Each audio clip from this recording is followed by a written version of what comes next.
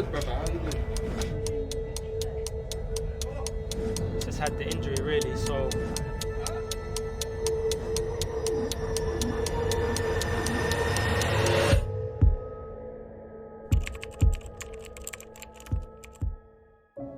Hey, Karen. Hello, Blair. Hi. We got the pictures from the MRI. Okay. I'm sorry to say, it shows us that your ACL is ruptured. No way. Yeah. ACL? So you need surgery, and I made you appointment to the ortho center tomorrow to see the surgeon. Okay. But I can go with you. Okay. Are you sure it's ACL? Yeah. I'm sorry.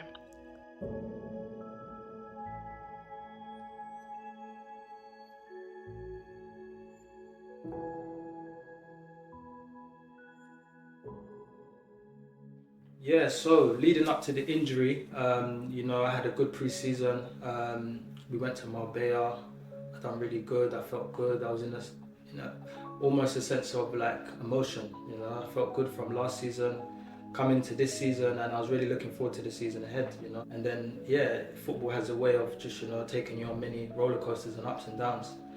And consequently, we was training a day before one of our games that was going to have in the cup match, and it was a pretty light session. It wasn't too heavy, and all I can remember was the ball come in the air to me. I had my back to goal, and it was crazy because I've probably done this motion about 100 times, but literally as I took the step, backpedaled, I took a step, and I felt like a bit of force behind me from the defender. Not a lot of force, just a small force. And as I took my step to the right, I felt like a small click in my knee, like at the back of my knee. And obviously straight away, initially, you're thinking, "Ooh, what was that?" And then I felt the click in the back of my knee. Something felt unsteady.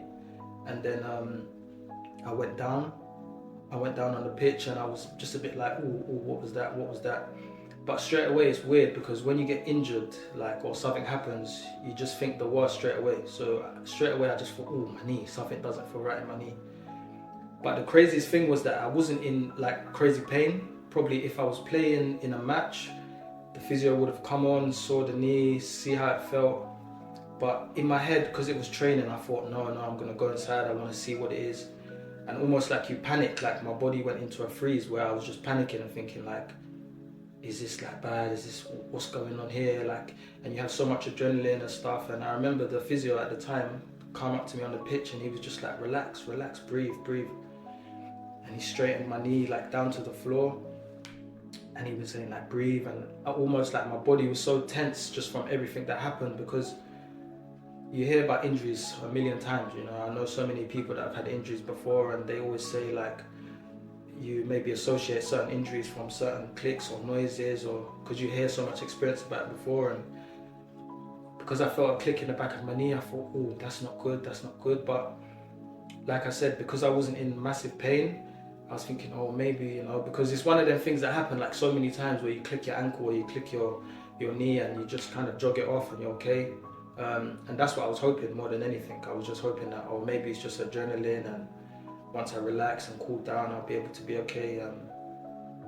But I just feel like at that stage, because I was like, my body was so tense to everything. So I was just like, almost just expecting like, no, I'm okay, kind of thing.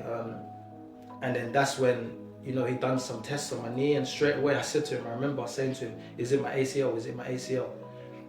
And when he was checking, he was doing a test for my ACL, he was like, no, your ACL still feels sturdy. But then he did say on the outside, which is the lateral ligament, it feels like there's no resistance. So usually when you do these tests with the normal person, you can see there's a bit of resistance or a bit of give on certain places. But he said at the time that my lateral ligament, which is the outside of my knee, had no resistance. So I thought, okay, it is what it is, kind of thing. Let's go inside to see the physio. So then this was probably been about 2 or 3 minutes since the injury happened. So we walked inside. I've not really been limping or anything. I've just walked inside, gone up the stairs, gone inside to the physio. then the second physio, and then the second physio kind of asked me what happened. I explained the injury. I just said that I felt something weird at the back of my knee, like something didn't feel right kind of thing. So then that's when, you know, the adrenaline's kind of wore off. It's been probably 5 to 10 minutes when I've been inside. And that's when, Karen, the physio, checked my knee again. And all I was bothered about is it my ACL? Is it my ACL? That's all I kept saying, I remember. And she was like, no, the ACL seems okay. There seems to be some give in it. But she said the same as the physio outside. She said the outside ligament looks like there's no resistance. So as a footballer, like, I think your first case is just, okay, how long am I going to be injured for? That was all I was kind of really bothered about. So you can kind of mentally, like, get your head around what's happened. So she said, you know, worst case scenario, if it is the outside ligament, you know, you're going to be out for some time. Maybe worst case, you have a surgery, but it's like 3 to 4 month injury. If not, you'll be in a knee brace that will keep the ligament sturdy, that will make it heal by itself kind of thing. So obviously at the time I was like, wow, 3 to 4 months, no way, no. And it's weird because although I kind of mentally got myself prepared for, okay, I'm going to be injured, I think my body still was saying, oh no, it's not that bad, you know, you're okay.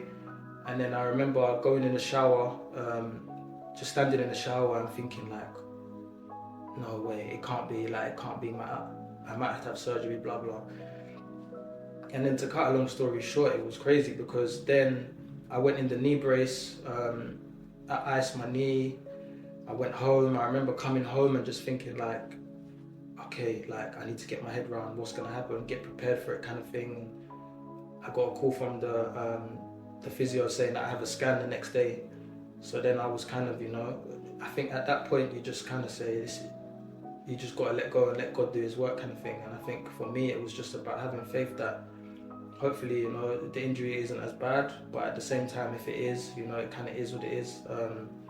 And that's when I think you almost get a turning point in your mind where you just feel like, okay, I'm injured. If I'm not, great, I can get back to doing what I do. I think as like me, I've been playing football ever since I've been like 5, 6 years old. So this is all I kind of know. So obviously any time away from work or what you love to do is going to be difficult, but at the same time, you know, I think you just use this time just to make sure that, you know, you're mentally ready and you're physically ready for, just play your part. I think that's the main thing. I think like sometimes you associate pain with being a bad injury, and I think that was probably my biggest thing. I thought that, you know, this was all kind of new to me, so I didn't really know what to expect, but I just thought, well, if the injury was going to be a big injury, I would be in a lot of pain. And because I wasn't in a lot of pain, I just thought, okay, maybe it's not as serious as, you know, it is kind of thing. And I just prayed that day that, you know, hopefully whatever God's decision is, God's decision kind of thing. You know, you can't stop your destiny, but I just hoped that I could get back out to doing what I love soon.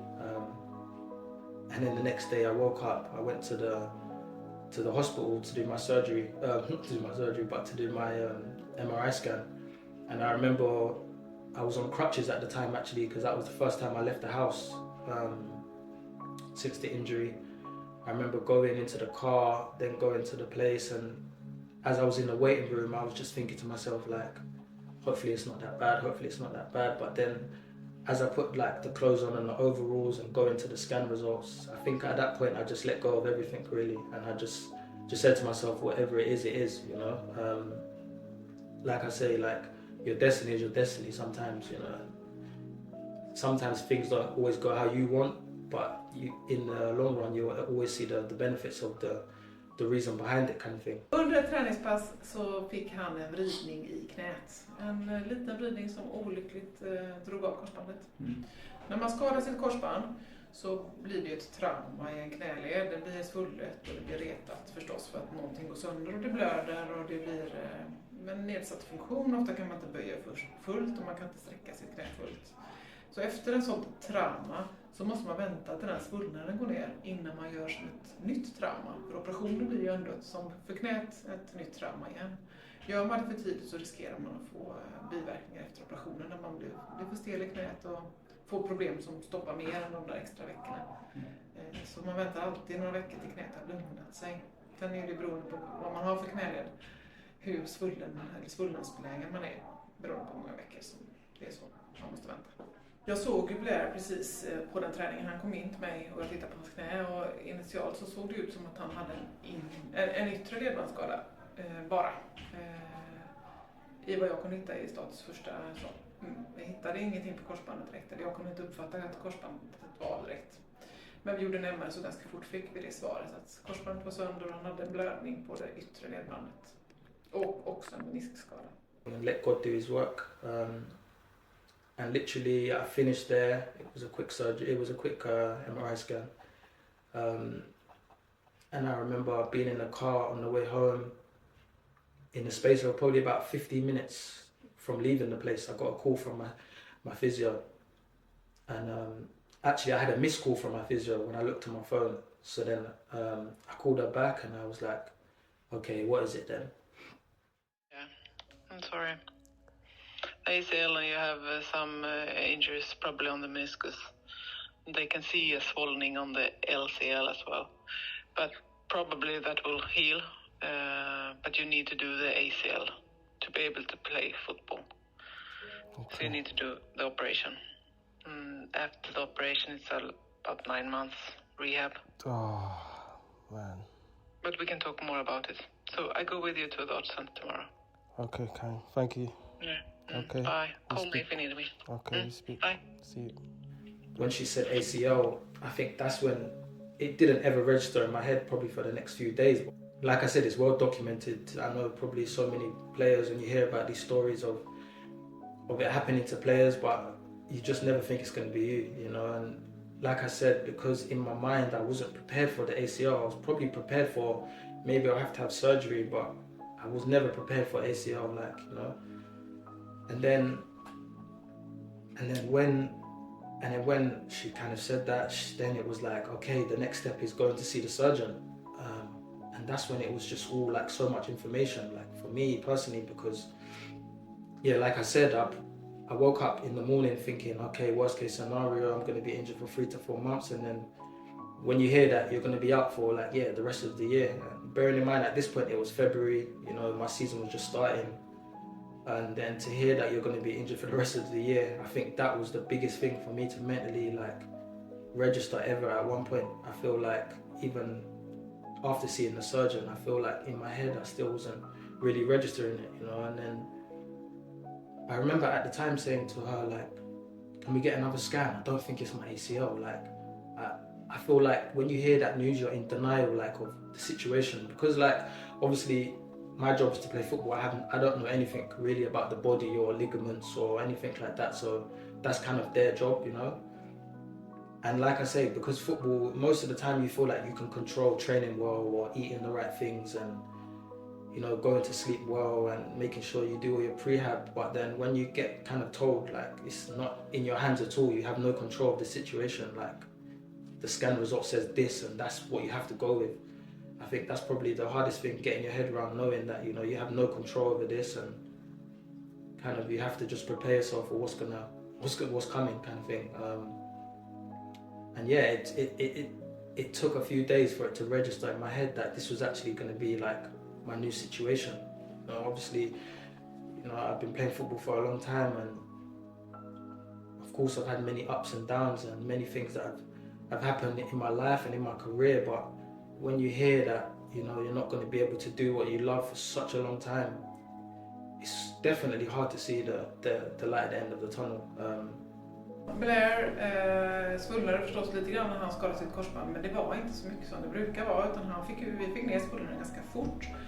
Han tappade inte så mycket muskelkraft och då tappade man heller inte så mycket funktion, så han gick normalt utan att halta ganska så tidigt och kunde komma igång och cykla väldigt snabbt efter skadan.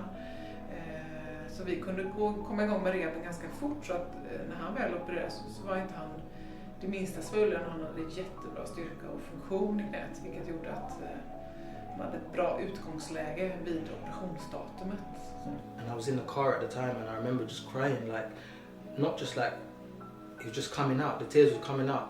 And everyone that knows me like knows I'm not really like an emotional person, but I just feel like in my head straight away I had so many thoughts that was just coming to my head, and all I couldn't get my head around was the fact that I'm not going to play again this year. I feel like that was the hardest point of my thinking, and that was just at the forefront of my head. It was like I wasn't that really bothered about the surgery or like the injury, you know. I was just more just almost thinking like, what am I gonna do? Like, what am I gonna do? I'm not gonna play football for 12 months. You don't almost feel like you're worthless, but you just feel like this is something that football is all I've ever invested my time in. You know, since I was a young kid, there was many other sports and many other things that, you know, friends were doing, but I always just wanted to do football. Like, that was just all I wanted to do, kind of thing. And probably it was naive, because obviously there's always going to be a point in life where you're not going to be able to play football again, or, you know, you have spare time where you can do other things with, and maybe that will help you. But my 100% investment was in football. And like I said, to hear that you're not going to do that again, and you're in denial, you feel like, no, maybe the scan results are wrong. And then I started looking at my knee and thinking like, well, if it's the ACL, why am I not feeling in pain? Like, I'm thinking to myself, but it's not that bad, kind of thing. Then the next day I had to go and see the surgeon. There was still like a glimmer of hope that maybe I'll go to see the surgeon and she says like, oh, maybe you don't need an operation, or maybe this isn't as bad, or maybe this isn't bad. So there's still like a glimmer of like almost hope or denial that you have. What I had anyway. And I remember seeing the surgeon, and as soon as I stepped into the room, she was like, yeah, well, this is the surgery, this is what I think we're going to do. So then that kind of hope that I had that maybe it wasn't as serious, she said, no, you're going to need it. And I said to her like, okay, what's the reason for the break in between the surgery? At the time, I got injured in the end of February, and she said that I was going to have surgery on the 5th of April. So that's like 5 weeks I think I had to wait in between. I remember even saying to her like, so in that 5 weeks, if it gets better, like, is there maybe a chance that, you know, I don't have to have the surgery, or I have to have not as big surgery or something else? And that's when she kind of explained to me, and she showed me like the diagram of the knee, and she said to me like, you know, in Sweden they call it the korsband, and she said like, it's not something that just can be like repaired or healed by itself. Like, you kind of need a brand new one. It's a big injury. You're going to be injured for a long period of time. You know, mentally you're going to have to prepare yourself for the journey ahead. Yeah, so then I started to get the messages from, you know, the coach, and he said, I'm sorry, and the players, obviously at Häcken, they told most of the players that, you know, what happened and the news. And then you start to get, like I say, you start to get the messages from everyone, and that's when it kind of sinks in that, okay, you know, this is something that I'm going to have to get my head around, kind of thing. And yeah, like I said, it took me a few days. I remember people just messaging me, and I just couldn't reply to them. I just felt like I didn't have it in me to reply properly, because yeah, I come to terms with the situation and everything that kind of happened, and then just wanted to shut off from everyone and just have a few days to yourself, just to, you know, I remember just sitting and playing PlayStation and just thinking about something else. And I almost thought that, you know, I wouldn't want to watch football, I wouldn't want to do anything associated with football, but it was kind of the opposite. I think at that time, you know, I remember watching like every league probably that was available on TV just to watch something. And I think, yeah, then you come to terms with it. It takes a few days, of course, but, you know, then you come to terms with the situation. And then it was just about, you know, what's my next step? And I remember speaking to Karen, my physio at the time, and she just said to me that, you know, have a few days off and then come in and we'll see what you can do. We'll see how your knee feels. We'll see if you can do anything on it. And that was the next stage for me. I think that was the phase where, you know, the next step in my kind of realization was thinking, okay, come to terms with the situation. This is what's happened. You know, like I say, this is God's destiny. If this means that, you know, you're not going to play football and in a space of time, don't waste your time. You know, I remember just waking up one day and just thinking, yeah, it is what it is. You know, I'm injured, and it's time to, you know, kind of build anew, kind of thing. And of course, use this 5 weeks before the surgery to do everything that I can in my power. And that's when I think my mindset kind of changed. Along the way, I've had rejections. I've been told by managers that I'm not good enough. I've been told by managers that, you know, you're never going to make it to a certain level. You're never going to make it to the top. I remember going into a manager's office and asking him like why I wasn't playing, and he just said to me, I don't think you're good enough. So he just used this as another challenge, and that's how I kind of saw it. You know, I've had no's, I've had rejection, I've had know, things along the way that have always, you know, been blips in the road, but ultimately, you know, like I said, God's destiny is God's destiny, and you always rise and come again. That's my mentality. I feel like my mentality is that, you know, I'm always going to get back up. You know, I'm never going to quit. Of course, you know, you can lose on certain occasions and certain situations. You might not get the best of the situation, but, you know, you learn from it and come again. And I know it's cliche to say, but the only way to look is up. And at this moment, I knew that it was a dark moment.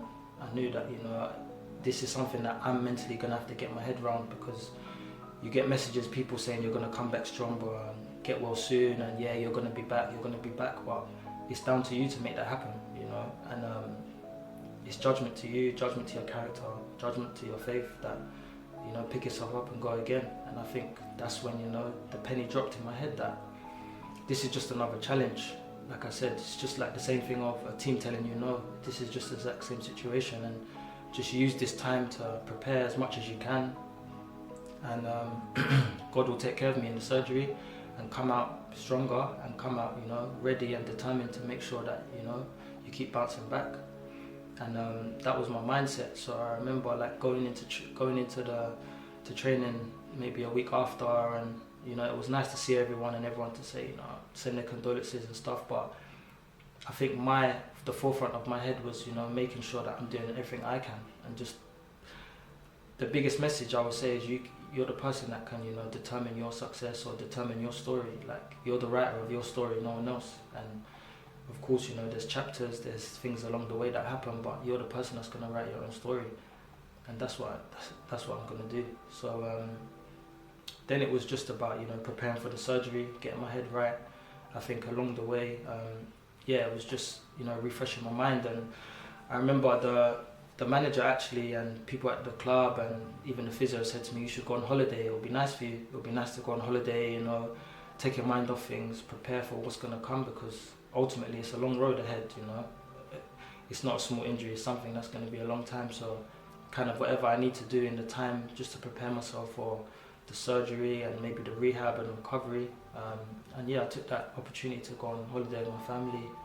It was nice just to get away from, you know, my surroundings, and just to have a new way of thinking, and to see something new, explore, and to be a tourist. And yeah, you almost forget everything around you when you're on holiday. You know, when you're on holiday, you just think of your destination that you are at, and that's kind of your little bubble. And it definitely helped, actually. It helped my mind, it helped me, and it was crazy because at that time, kind of like the surgeon said, maybe 2 weeks after my injury, my knee was, there was no swelling in my knee. I was able to do like leg press and squats and stuff like that I could strengthen my knee. And then it was obviously just making sure that I could do everything before the surgery, like they said, that will help after the surgery. And it was good because I was able to drive, I was able to go to and from, pick up my little girl from school, and I was able to walk around, and I didn't feel like I was in a stage where I was in a massive injury kind of thing, which I think helped as well, because I was able to do so much in the gym and to make sure I was working hard and focusing on my recovery and, you know, strength. So that was very good, actually, that I was able to do that stuff. And like I said, going on holiday was nice, and then after holiday, that was when it was really, you know, it was showtime kind of thing, because after holiday I had 5 days until the surgery. I remember coming back on the 1st of April, and then my surgery was on the 5th, so I had four days until my surgery come. And then that was when it was going to be, you know, the beginning of another chapter.